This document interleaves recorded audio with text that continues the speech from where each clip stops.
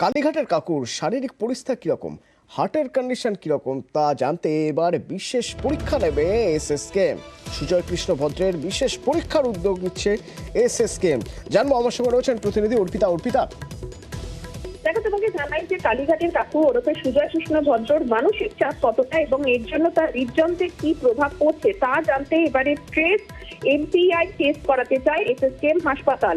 এবং সূত্রের খবর, এর জন্য প্রেসিডেন্সি যে জেল সংশোধনাগার যেটি রয়েছে এবং সেই জেল কর্তৃপক্ষকে চিঠি দিয়েছে হাসপাতাল কর্তৃপক্ষ। চিঠিতে উল্লেখ করা হয়েছে যে কলকাতার 4টি বেসরকারি হাসপাতালে এই ধরনের পরীক্ষা করা হয়। জেল কর্তৃপক্ষ জানতে চাওয়ায় সেই 4টি